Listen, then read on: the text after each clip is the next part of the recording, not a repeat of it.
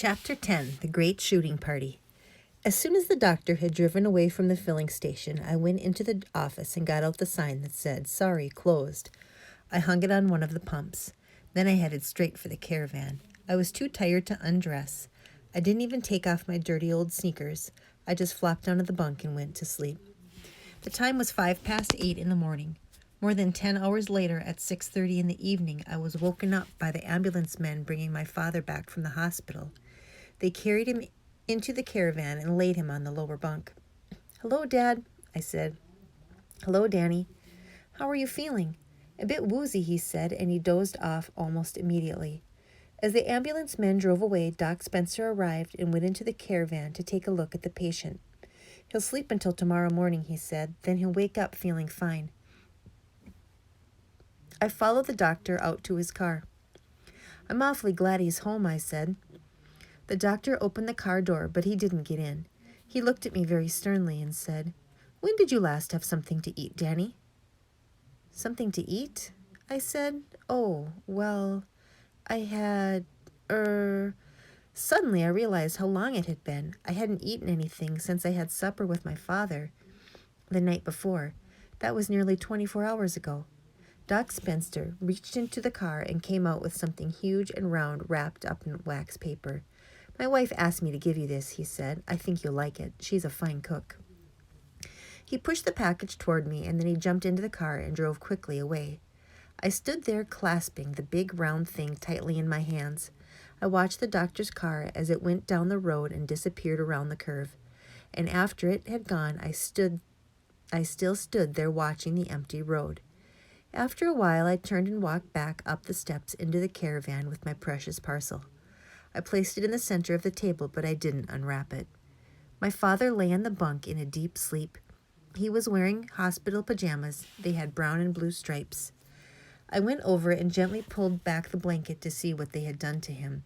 Hard white plaster covered the lower part of his leg and the whole of his foot, except for the toes. There was a funny little iron thing sticking out below his foot, presumably for him to walk on. I covered him up again and returned to the table. Very carefully, I now began to unwrap the wax paper from around the doctor's present, and when I had finished, I saw before me the most enormous and beautiful pie in the world. It was covered all over, top, sides, and bottom, with rich golden pastry. I took a knife from beside the sink and cut out a wedge. I started to eat it in my fingers, standing up. It was a cold meat pie. The meat was pink and tender with no fat or gristle in it, and there were hard-boiled eggs buried like treasures in several different places. The taste was absolutely fabulous. When I had finished the first slice, I cut another and ate that too. God bless Dr. Spencer, I thought, and God bless Mrs. Spencer as well. The next morning, a Monday, my father was up at 6 o'clock. "I feel great," he said. He started hobbling around the caravan to test his leg. "It hardly hurts at all," he cried. "I can walk you to school." "No," I said, "no. I've never missed one yet, Danny." "It's 2 miles each way," I said. "Don't do it, Dad, please." So that day I went to school alone, but he insisted on coming with me the next day. I couldn't stop him. He had put a woolen sock over his plaster foot to keep his toes warm, and there was a hole in the underneath of the sock so that the metal thing could poke through. He walked a bit stiff-legged, but he moved as fast as ever. The metal thing went clink on the road each time he put it down. And so life at the filling station returned to normal, or anyway nearly to normal. I say nearly because things were definitely not quite the same as they had been before. The difference lay in my father. A change had come over him. It wasn't a big change, but it was enough to make me certain that something was worrying him quite a lot. He would brood a good deal, and there would be silences between us, especially at supper time. Now and again I would see him standing alone and very still out in the front of the filling station, gazing up on the road in the direction of Hazel's wood. Many times I wanted to ask him what the trouble was, and had I done so, I'm sure he would have told me at once. In any event, I knew that sooner or later I would hear all about it. I hadn't long to wait. About 10 days after his return from the hospital, the two of us were sitting out on the platform of the caravan, watching the sun go down behind the big trees on the top of the hill across the valley. We had had our supper, but it wasn't my bedtime yet. The September evening was warm and beautiful and very still. You know what makes me so hopping mad, he said to me all of a sudden. I get up in the mornings feeling pretty good. Then around 9 o'clock every single day of the week, that huge silver Rolls Royce comes swishing past the filling station, and I see the great big bloated face of Mr. Victor Hazel behind the wheel. I always see it. I can't help it. And as he passes me by, he always turns his head in my direction and looks at me.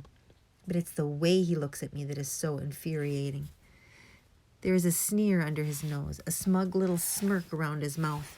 And although I only see him for about 3 seconds, it makes me madder than mackerel. What's more, I stay mad for the rest of the day. I don't blame you, I said. A silence fell between us. I waited to see what was coming next. I'll tell you something interesting, he said at last. The shooting season for the pheasant starts on Saturday. Did you know that? No, Dad, I didn't. It always starts on the 1st of October, he said, and every year Mr. Hazel celebrates the occasion by giving a grand opening day shooting party.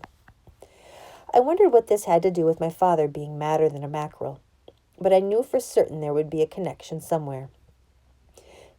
It is a very famous event, Danny, that shooting party of Mr. Hazel's. Do lots of people come, I asked. Hundreds, he said. They come from miles around, dukes and lords, barons and baronets, wealthy businessmen, and all the fancy folk in the country. They come with their guns and their dogs and their wives, and all day long the noise of shooting rolls across the valley.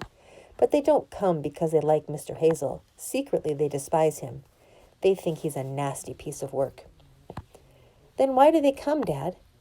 Because it's the best pheasant shoot in the south of England. That's why they come. But to Mr. Hazel, it's the greatest day in the year, and he is willing to pay almost anything to make it a success. He spends a fortune on those pheasants. Each summer he buys hundreds of young birds from the pheasant farm and puts them in the wood, where the keepers feed them and guard them and fatten them up, ready for the great day to arrive. Do you know, Danny, that the cost of rearing and keeping one single pheasant up to the time when it's ready to be shot is equal to the price of 100 loaves of bread? It's not true. I swear it, my father said, but to Mr. Hazel it's worth every penny of it. And do you know why? It makes him feel important.